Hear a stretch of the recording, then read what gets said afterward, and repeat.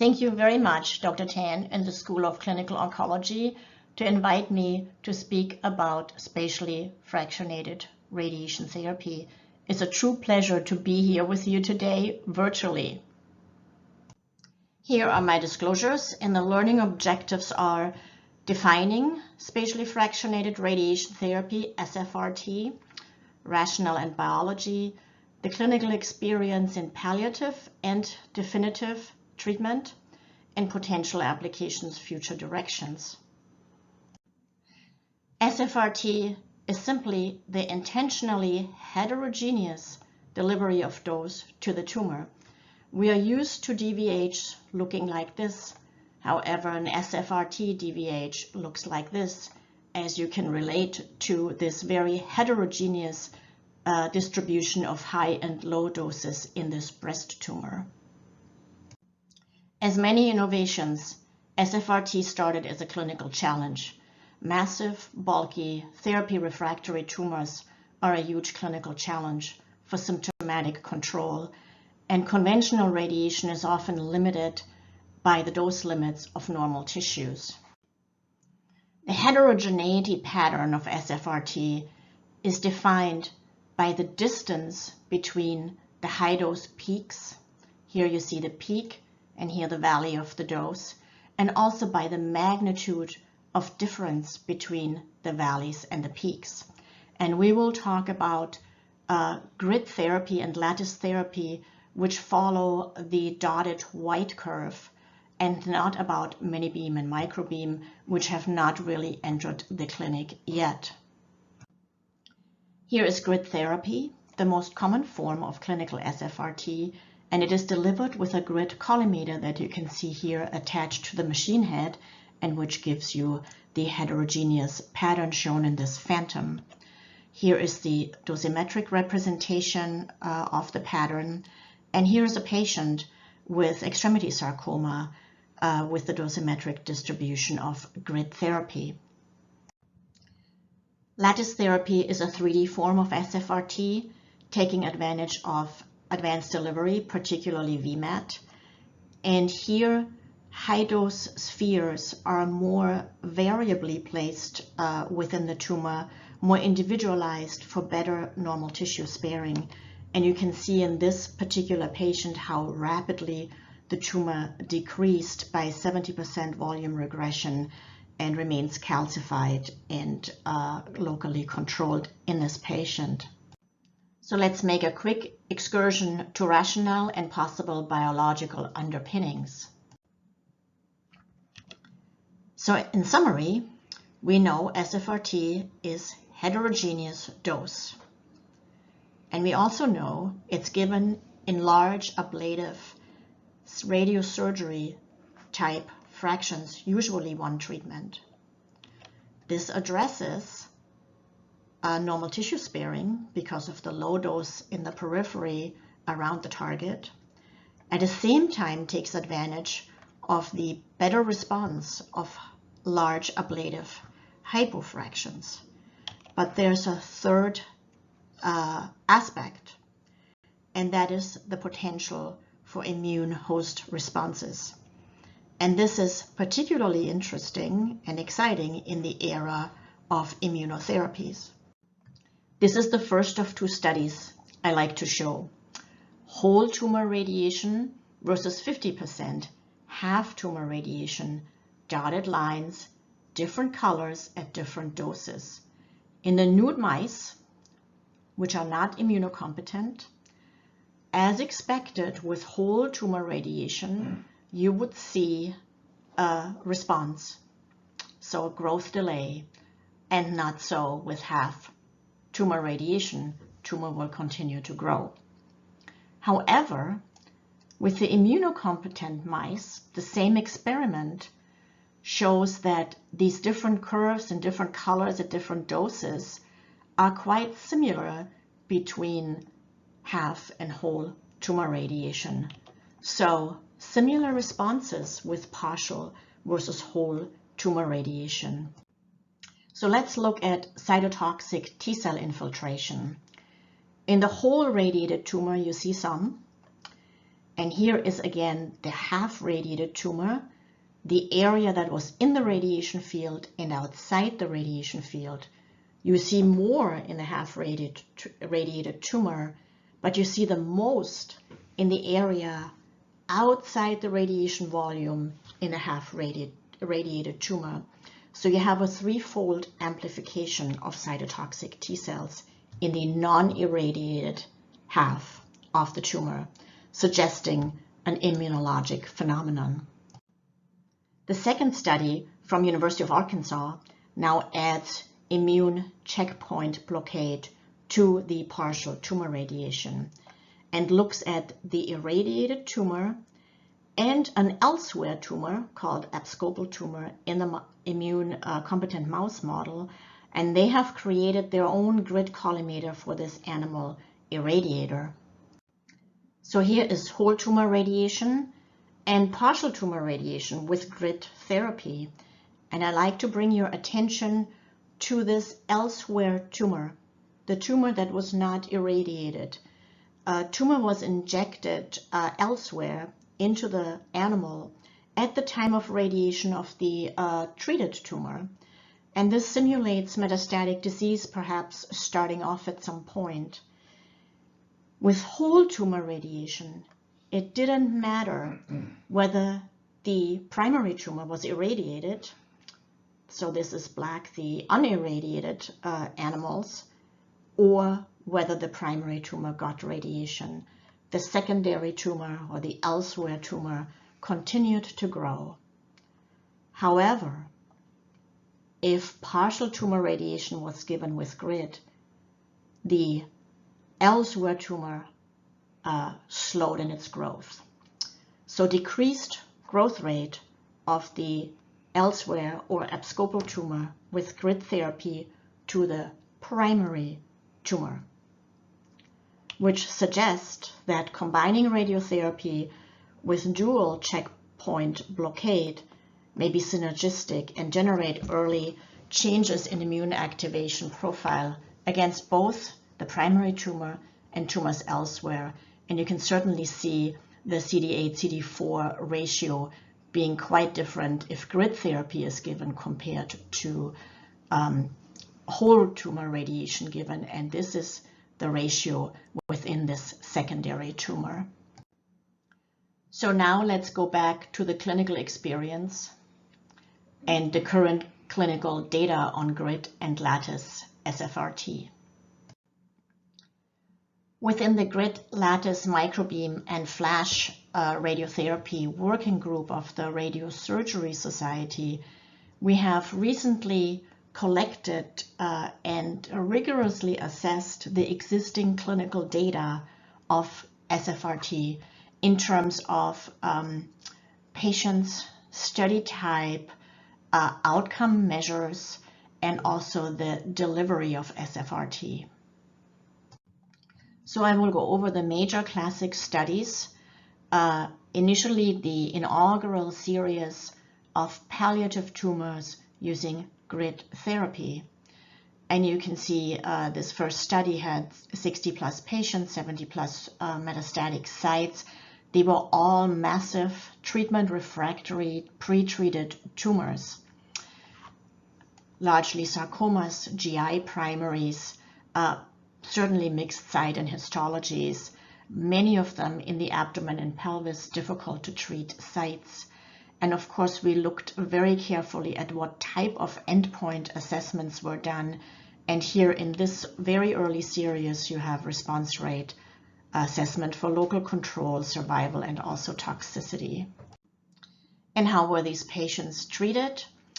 They were treated with the original prototype grid block manufactured at University of Kentucky, which is considered the birthplace of megavoltage grid therapy. Conventional radiation, conventionally fractionated homogeneous radiation, we call CERT, was given in over half of the patients, particularly if it was felt that the patients had somewhat of a life expectancy.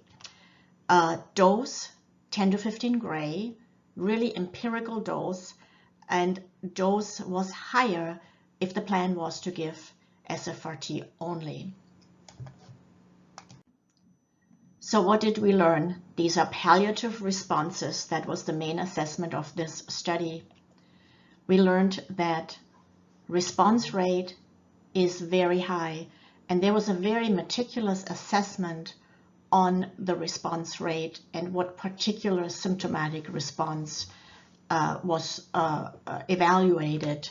So you can see a 90+ total complete and partial response rate, and you can also see a 27% complete response rate, which is quite unusual for patients with such pretreated massive tumors. The second learning from this study was a dose-response relationship which emerged really very early. And here you look at SFRT doses and external beam doses split into categories. And you can see that 15 gray produced a much better response rate than lower doses. And also 40 gray conventional radiation following after SFRT produced a much better response rate than lower doses. So what did we learn? Well, first, high response rate, including some complete response rate. And objective response only in patients who also had conventional external beam radiation therapy added. Durable response rates in those with longer survival, which was not known before. So this is truly a new finding. And there were survival times of over 1 year in 16% of patients, which again is quite unexpected for this very, very advanced end-of-life patient population. The dose-finding study told us that you need to have at least 15 gray SFRT dose and at least 40 gray conventionally fractionated dose. So we need high combined doses of grid therapy and conventional radiation. And this is something that is important to this day, particularly in primary tumors. And we also learned that toxicity was less than expected, very transient and minimal for the early toxicity. And then for the late toxicity, there was one more serious toxicity, but really no late skin fibrosis, which is again quite unusual. So with such promising results, the research continued at University of Kentucky, and now we see curative intent patients already entering into the mix. Here's the second series with largely lung and head and neck and skin tumor patients, very large tumors again, over 8 centimeters, frequently previously treated and also previously irradiated. And here are the outcome metrics of this second study.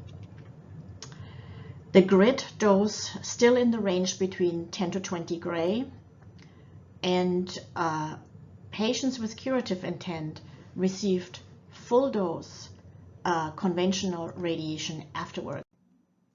And what did we learn? Again, 15 gray SFRT dose is better, you see 94% for response, than lower doses. And 40 gray or more external beam radiation is certainly better than no external beam radiation, conventional fractionation. And you can see the different distributions of response rates here. But what did we learn about the small group of patients who were treated with curative intent?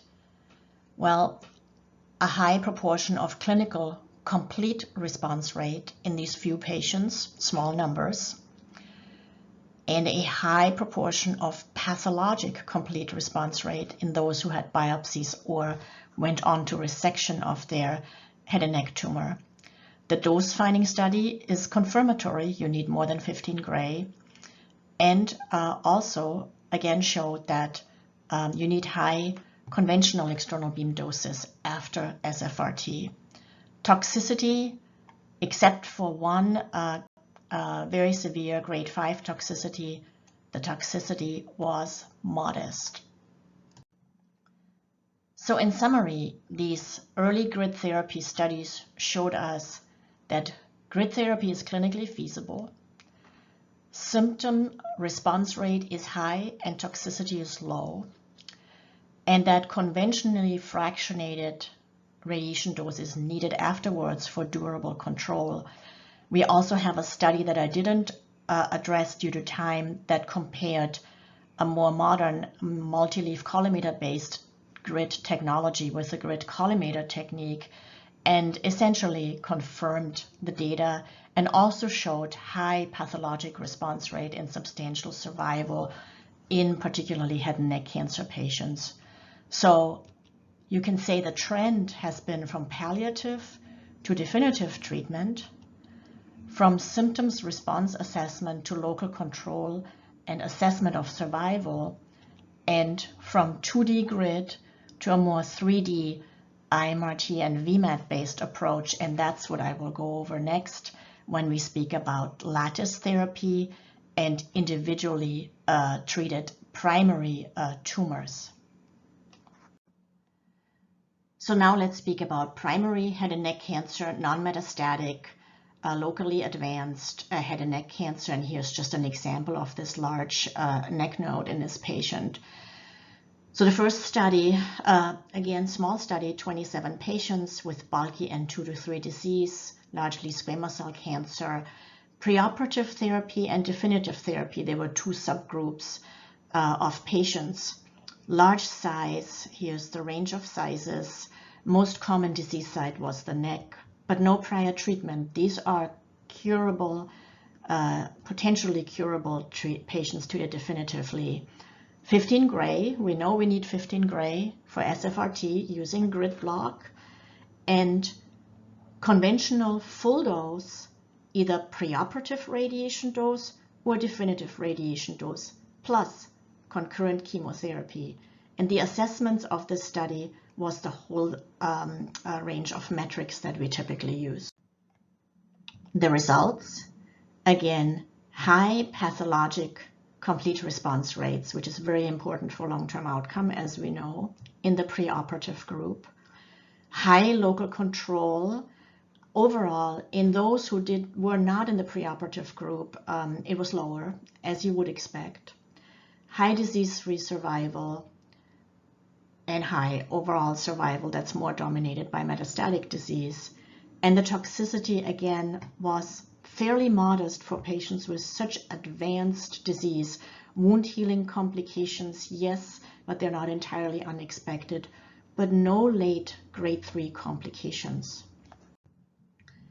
A second study for head and neck cancer from University of Arkansas, here with, again, bulky tumors, squamous cell carcinoma largely, no prior treatment, a higher dose of grid, 20 gray, and again, full dose external being conventionally fractionated with simultaneous integrated boost depending on involvement, plus concurrent chemotherapy starting on the day of the grid, and same outcome endpoints.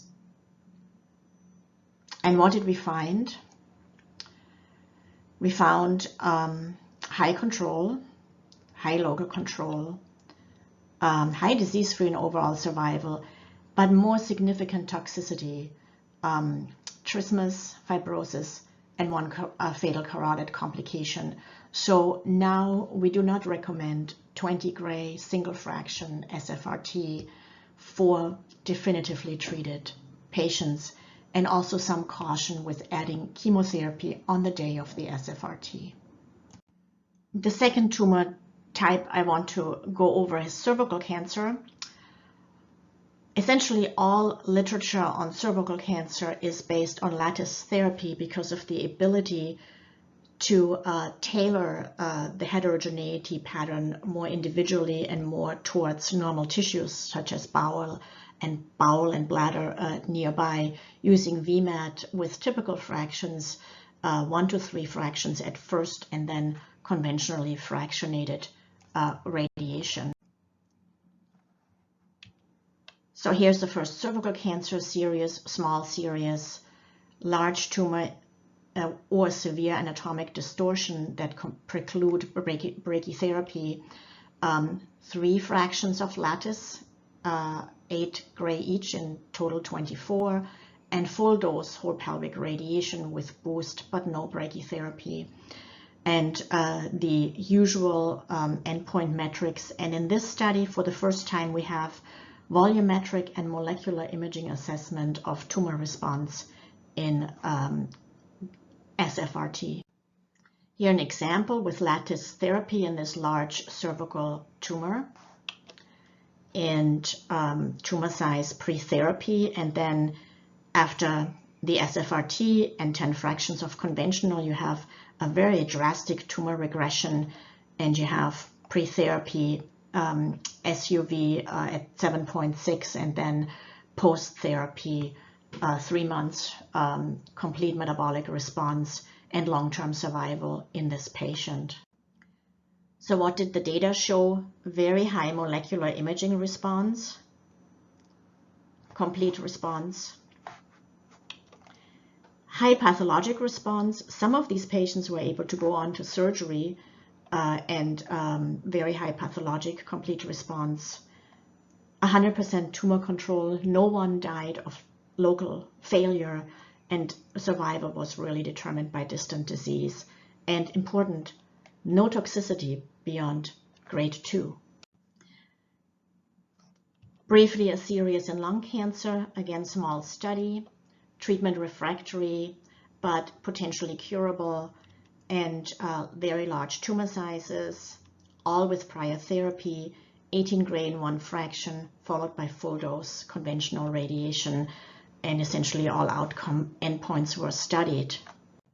In the case example here, with lattice therapy in the lung, pre-treatment, PET imaging, and then rapid response that was sustained out to 5 years. So this patient was cured of this very advanced lung cancer.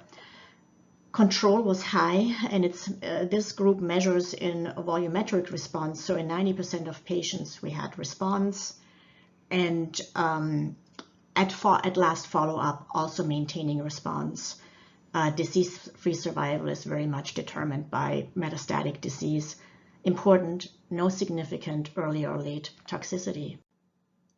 Lastly, primary sarcoma, and this is very large tumors, very difficult to treat, with lesser response to preoperative radiation than smaller lesions. 18 gray in 1 fraction, concurrent ifosfamide, followed by external beam conventional radiation. All the metrics have been measured. What did we find? High necrosis rate in these patients. Tumor necrosis is a very important outcome predictor. Very high local control, and all but 1 patient with limb salvage. High disease-specific and overall survival. And yes, wound healing issues, but otherwise fairly modest toxicity. A second series published recently, larger series, again, greater 8 centimeters, most of them greater 10. Preoperative radiation, 15 gray, followed by full dose preoperative conventional radiation, no chemotherapy, but some patients had actually progressed. All metrics have been measured. And again, high tumor necrosis rates, and higher in the extremity sarcomas, more so than in other tumor sites, and poor regression rate in low-grade tumors. And these high necrosis rates compare favorably with the pertinent trials, preoperative radiation trials for sarcoma. High local control, high overall survival, and there were major wound complications, but overall these were less than in the classic trials, despite the much higher tumor volume of these cases. So where do we go from here? So the clinical data are intriguing, but we need more standardization clinically, and particularly on the physics side in planning, dosimetric parameters and reporting.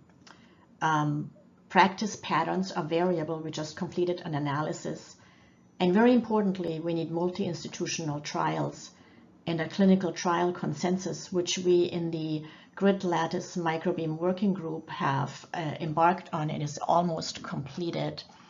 So here is the working group that has dedicated itself to a lot of this work.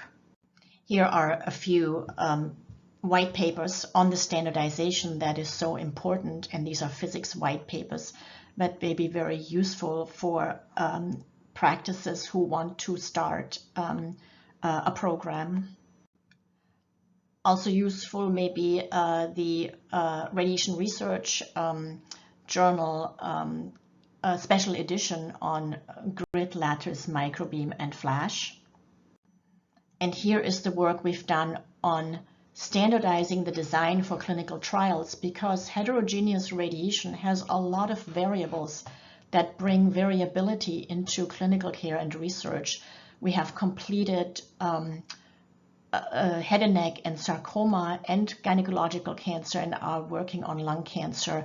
And last not least, this book is coming out quite shortly and may be useful for further reading. So in summary, spatially fractionated radiation challenges the current uniform dose concepts. Grid and lattice are feasible using currently available technologies. Local control and toxicity outcomes are promising, and there is preclinical data that suggests potential synergy with immunotherapy and also immune effects from the heterogeneous radiation. There's a lot of increasing interest in SFRT, but pilot data are still limited, and particularly clinical translational trials are needed. So again, thank you very much. I will be happy to answer questions.